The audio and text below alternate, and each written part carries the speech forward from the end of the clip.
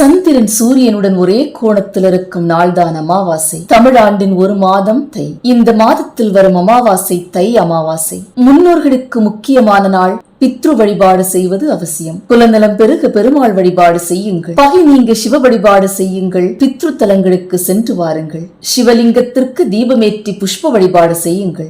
ஏழை எளியோருக்கு தானம் கொடுங்கள். விரதமிருந்து பித்ரு வழிபாடு செய்தால் புண்ணியம் கோடி கிட்டும் என்பது நம்பிக்கை. அதிகாலையில் எழுந்து நீராடி பூஜை அறையில் புஷ்ப அலங்காரம் செய்து தியானித்து மந்திரம் சொல்லி மனதார பிரார்த்தனை செய்யுங்கள். முன்னோர்களை திருப்திப்படுத்தினால் செல்வம் உங்கள் இல்லம் தேடி வரும் என்பது நம்பிக்கை. கடவுளை திருப்திப்படுத்த தான தர்மங்கள். மனப்பூர்வ பூஜை செய்தால் சகல சௌபாக்கியங்களும் உங்கள் இல்லம் தேடி வரும். காலை 6 மணி முதல் 11:30 மணி வரை அமாவாசை திதி. இந்த நேரத்தில் வெண்கல பாத்திரம் எடுத்து சுத்தமான நீர் நிரப்பி எள்ளு, பச்சரிசி, தர்ப்பை புல், வெற்றிலை பாக்கு, பூ, பால், தேன் பயன்படுத்தி அதிகாலையில் எழுந்து குடித்து சுத்தமாக கிழக்கு அல்லது தெற்கு நோக்கி அமர்ந்து மனதில் பித்ருக்களை நினைத்து தர்ப்பணம் கொடுக்க வேண்டும். முடிந்தவுடன் ஏழைகளுக்கு உணவை தானமாக கொடுக்க வேண்டும். பித்ரு நிவேதனமிட்டு முன்னோர்களுக்கு நன்றி செலுத்துவது வழக்கம். வீட்டு பூஜை அறையை சுத்தம் செய்து தெற்கு நோக்கி படையல் வைத்து வழிபாடு செய்யும். பச்சரிசி சாதம், துவரம் பருப்பு குழம்பு, காய்கறி பொரியல், அகத்திக்கீரை அல்லது முருங்கைக்கீரை,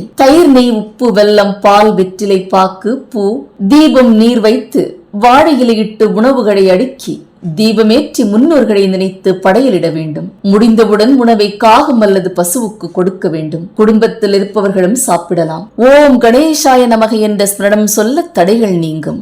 ஓம் பித்ரு தேவதப்பியோ நமக என்று சொல்லி உங்கள் பூஜையை நிறைவு செய்யுங்கள். நன்றி.